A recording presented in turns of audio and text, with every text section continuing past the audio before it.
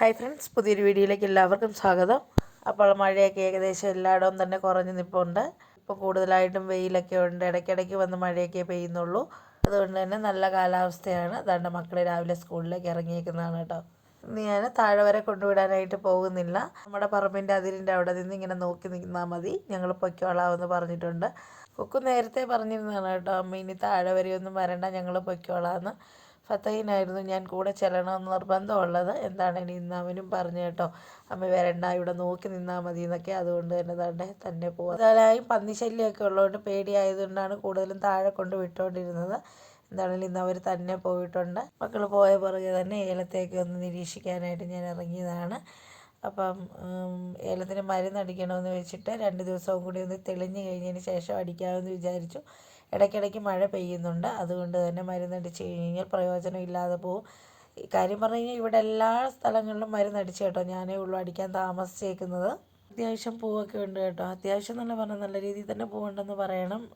വെയിലും മഴയൊക്കെ മാറി മാറി വന്നതുകൊണ്ടാവാം അത്യാവശ്യം പൂവുണ്ട്. താണ്ടേ ഇപ്പോൾ അല്പം മുമ്പോടി ഒന്ന് മഴ ഒന്ന് ചാറിപ്പോയിട്ടുണ്ട് കേട്ടോ.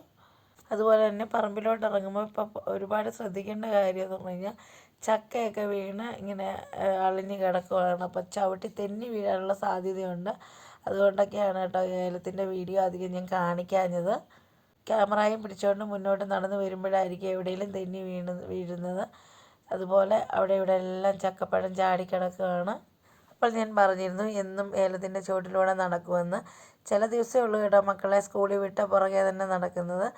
ബാക്കി ദിവസങ്ങൾ കൂടുതലായിട്ടും ഉച്ച സമയത്തോ അല്ലെങ്കിൽ വൈകിട്ട് മക്കൾ വരുന്നതിന് മുമ്പായിട്ട് ഈ വേലിയില വന്ന് നോക്കി നിൽക്കാൻ വരുന്ന സമയത്ത് ഏലത്തെ ഒന്ന് റൗണ്ട് ചെയ്ത് പോവുകയാണ് പതിവ്. എന്താണെങ്കിലും ഇന്ന് ഈ കൂടെ തന്നെ ഒന്ന് റൗണ്ട് ചെയ്ത് പോകാമെന്ന് വിചാരിച്ച് റൗണ്ട് ചെയ്ത് വന്നെന്ന് മാത്രമേ ഉള്ളൂ. അങ്ങനെ താണ്ട ഒരു ചെറിയൊരു തട്ടിക്കൂട്ട് ബിരിയാണി വെച്ചെടുക്കാനുള്ള പരിപാടിയിലാണ് കേട്ടോ. ഉച്ചക്കത്തെ ഊണൊക്കെ കഴിഞ്ഞ് മക്കൾ വരുന്നതിന് തൊട്ട് മുമ്പായിട്ട് ഉണ്ടാക്കി റെഡിയാക്കി വെക്കാമെന്ന് കരുതി 1/2 മണിക്കൂർ മുമ്പ് അരിയൊക്കെ വെള്ളത്തിലിട്ടൊന്ന് കുതിർത്ത് വാരിയെടുത്തതാണ്. ഇനി ഇതിലേക്ക് ആവശ്യമായിട്ടുള്ള ചിക്കനും കഴുകി വാരി വെച്ചിട്ടുണ്ട്. ഇനി ഒരു കുക്കറിലാണ് കേട്ടോ ഇത് വെച്ചെടുക്കുന്നത്. കുക്കർ ബിരിയാണി എന്നൊക്കെ വേണമെങ്കിൽ പറയാം. ശരിക്കും പറഞ്ഞു കഴിഞ്ഞാൽ ശരിക്കും ഒരു തട്ടിക്കൂട്ട് ബിരിയാണിയാണ്. ബിരിയാണിക്ക് ആവശ്യമായ നെയ്യൊക്കെ ഒഴിച്ച് കൊടുത്തിട്ടുണ്ട് കേട്ടോ. ഇനി അതിലേക്ക് കുറച്ച് കശുവണ്ടി ഒന്നിട്ട് കൊടുത്തിട്ടുണ്ട്. അത് നന്നായിട്ട് മൂത്ത് വരുമ്പോഴേക്കും കുറച്ച് ഉണക്കമുന്തിരി കൂടി ഇട്ട് കൊടുത്ത് നന്നായിട്ടൊന്ന് വഴറ്റിയെടുക്കുന്നുണ്ട്. നമ്മൾ ഇതിനകത്ത് ചിക്കൻ കറി വെച്ചിട്ട് അതിലേക്ക് റൈസ് ഇട്ട് കൊടുക്കാനുള്ള പരിപാടിയാണ് കേട്ടോ. അതുകൊണ്ട് തന്നെ വേണ്ട ഇഞ്ചിയും വെളുത്തുള്ളിയും പച്ചമുളകും എല്ലാം കൂടെ ചതച്ച് വെച്ചിരുന്നത് ഇട്ട് കൊടുത്ത് നന്നായിട്ടൊന്ന് വഴറ്റിയെടുക്കുന്നുണ്ട്. അതൊന്ന് ചെറുതായിട്ട് വഴണ്ടി വന്നപ്പോഴത്തേക്കും അരിഞ്ഞു വെച്ചിരിക്കുന്നൊരു സവോള കൂടി ഇട്ട് കൊടുക്കുന്നുണ്ട്. ഇനി നന്നായിട്ടൊന്ന് വഴറ്റിയെടുക്കുന്നുണ്ട് കേട്ടോ. സവോളയൊന്ന് വാടണം. അതിന് വേണ്ടിയിട്ട് അല്പം ഉപ്പ് കൂടി ഇട്ട് കൊടുത്തിട്ടുണ്ട്. അപ്പോൾ പെട്ടെന്ന് സവോള വാടി കിട്ടും. അതിന് വേണ്ടിയിട്ടാണ് അല്പമല്ല കുറച്ച് ഉപ്പിട്ട് കൊടുത്തിട്ടുണ്ട് കേട്ടോ. എന്നിട്ട് നന്നായിട്ടൊന്ന് വഴറ്റിയെടുക്കുന്നുണ്ട്. ഇനി ഇതിലേക്ക് കുറച്ച് വെളിച്ചെണ്ണ കൂടി ഒഴിച്ച് കൊടുക്കുന്നുണ്ട്. നെയ്യ് ഒഴിച്ച് ഒപ്പം തന്നെ വെളിച്ചെണ്ണ ഒഴിക്കേണ്ടതായിരുന്നു, വിട്ടുപോയതാണ്. നെയ്യും വെളിച്ചെണ്ണയും ഒരുപോലെ ഒഴിക്കേണ്ടതായിരുന്നു. പകുതി പകുതി ഒഴിക്കുവാണെങ്കിൽ നല്ല ടേസ്റ്റ് ആയിരിക്കും കേട്ടോ ബിരിയാണി സെറ്റ് ചെയ്ത് വരുമ്പോഴേക്കും. എന്താണേലും ഇത് ഒഴിച്ച ശേഷം നന്നായിട്ട് വഴറ്റി കൊടുത്തിട്ട് രമ്പയില കൂടി ഇട്ട് കൊടുത്ത് നന്നായിട്ടൊന്ന് വഴറ്റിയെടുക്കുന്നുണ്ട്. എൻ്റെ വീഡിയോ സ്ഥിരമായി കാണുന്നവർക്കറിയാം രമ്പയില എന്ന് പറഞ്ഞാൽ എന്തുവാന്ന്.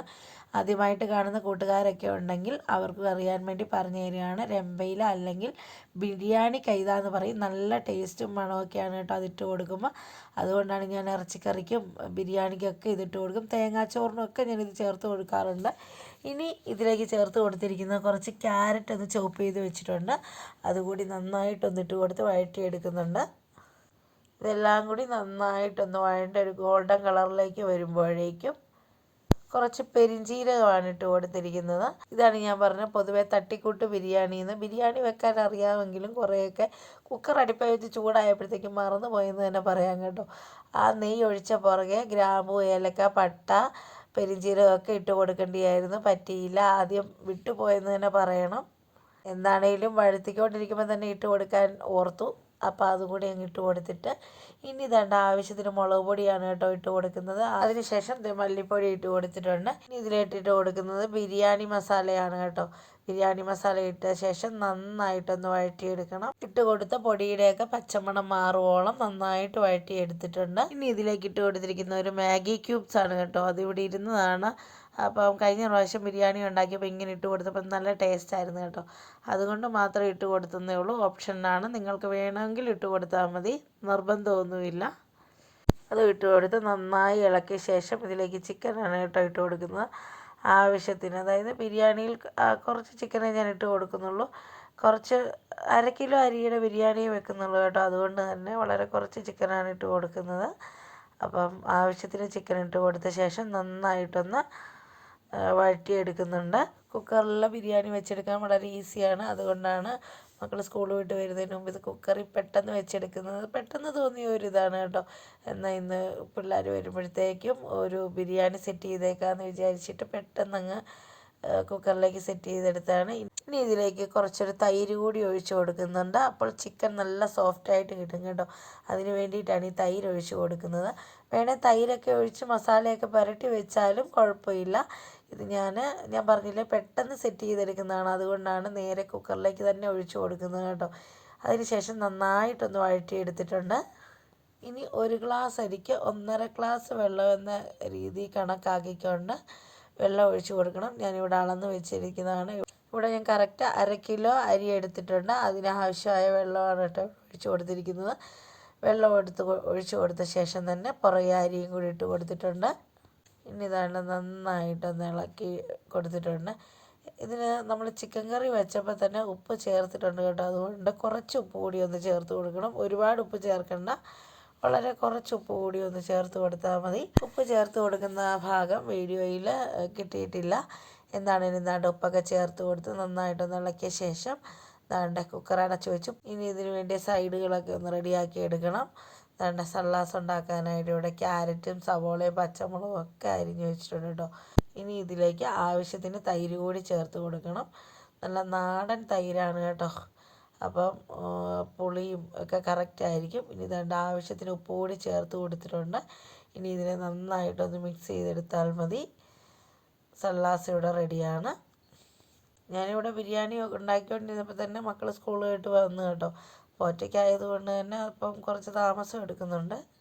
ചിക്കൻ അധികം വേവില്ലാത്തതുകൊണ്ടും ബിരിയാണിക്ക് ഒരുപാട് വേവൊന്നും ഇല്ലാത്തതുകൊണ്ടും ഒരൊറ്റ ഫിസിലടിക്കാനേ ഞാൻ നിന്നുള്ളൂ കേട്ടോ. അപ്പോഴേ നിർത്തി. പിന്നെ ഞാൻ സ്ഥിരം ഉപയോഗിക്കുന്നൊരു കുക്കറല്ല, ഇത് പുതിയ കുക്കറാണ്. നമുക്ക് കയറി താമസത്തിന് ഗിഫ്റ്റായിട്ട് കിട്ടിയതാണ് കേട്ടോ. ഇതുവരെ എടുത്തില്ലായിരുന്നു. അതുകൊണ്ട് തന്നെ ഒരു ഫിസിലടിച്ചിട്ട് നോക്കാമെന്ന് വിചാരിച്ചു. വെന്തില്ലാത്ത പക്ഷം ഒന്നുകൂടി അടുപ്പിക്കാമെന്ന് വിചാരിച്ചാണ് കേട്ടോ. എല്ലാ കുക്കറും ഒരുപോലല്ലല്ലോ.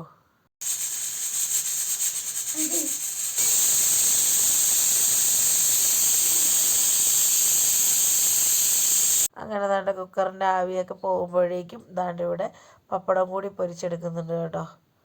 ഇപ്പോൾ കഴിക്കാൻ ആവശ്യമായ പപ്പടം മാത്രമേ പൊരിച്ചെടുക്കുന്നുള്ളൂ. ഒരുപാട് പപ്പടമൊന്നും പൊരിച്ചെടുക്കുന്നില്ല. അങ്ങനെ നമുക്ക് നോക്കാം കേട്ടോ. എന്നാൽ ഒരു ഫിസിലടിച്ച് കഴിഞ്ഞ് കുക്കറിൽ ബിരിയാണി വെന്ത് റെഡി ആയിട്ടുണ്ടോ എന്ന്. ഒരു കുഴപ്പമില്ല കേട്ടോ. നല്ല സെറ്റായിട്ട് ചിക്കനും ബിരിയാണിയൊക്കെ വെന്ത് വന്നിട്ടുണ്ട്. കാണുമ്പം വെള്ളം ഇനിയും പറ്റാനുണ്ടെന്നുപോലൊക്കെ തോന്നും. ഇല്ല, അടിപൊളി തന്നെയായിരുന്നു കേട്ടോ. ഒരു കുഴപ്പമില്ലായിരുന്നു. ശകലം ഒന്ന് ചൂട് വിട്ട് കഴിയുമ്പോൾ അതൊക്കെ ശരിയാകും. ഇനി ഇതിലേക്ക് ഞാൻ പൈനാപ്പിളും ചെറിയും മല്ലിയിലയും പുതിനയിലയും എല്ലാം അരിഞ്ഞ് റെഡിയാക്കി വെച്ചിട്ടുണ്ടായിരുന്നു. അതുകൂടി ഇട്ട് കൊടുത്ത് നന്നായിട്ടൊന്ന് മിക്സ് ചെയ്തെടുക്കുന്നുണ്ട് കേട്ടോ. അപ്പം കുക്കറിലായതുകൊണ്ടാണ് ആദ്യം ഇതൊന്നും ചേർത്ത് കൊടുക്കാഞ്ഞത്. അല്ലെങ്കിൽ ഇടയ്ക്കിടയ്ക്ക് സെറ്റ് ചെയ്യേണ്ടതാണ് ഈ സാധനങ്ങളെല്ലാം. പൈനാപ്പിളിൻ്റെ എസൻസ് മേടിക്കാഞ്ഞാണ് കേട്ടോ. ഒറിജിനൽ പൈനാപ്പിളാകുമ്പോൾ നല്ല ടേസ്റ്റാണ്. അതുകൊണ്ട് തന്നെ അതെല്ലാം ചേർത്തിട്ട് നന്നായിട്ടൊന്ന് ഇളക്കി എടുത്തിട്ടുണ്ട്. നല്ല മണമാണ് കേട്ടോ, പറയാതെ വയ്യ. അടിപൊളിയാണ്. രമ്പയില ഇട്ട് കൊടുത്തേക്കുന്നതുകൊണ്ട് ഒരു പ്രത്യേക മണം കൂടിയാണെന്ന് വേണം പറയാനായിട്ട്. കുക്കറിൻ്റെ ഒരു ഫിസിലടിച്ചപ്പോൾ തന്നെ പെരയ്ക്കകത്ത് നിറയെ മണമായിരുന്നു കേട്ടോ. ബിരിയാണിയുടെ അടിപൊളി കൊതിപ്പിക്കുന്ന മണമെന്ന് വേണേൽ പറയാം. എന്താണ് ഇവിടെ ബിരിയാണിയൊക്കെ വിളമ്പി സെറ്റാക്കി എടുത്തിട്ടുണ്ട് കേട്ടോ. എല്ലാവരും കൂടെയാണ് കഴിക്കാനിരുന്നത് കണ്ടോ.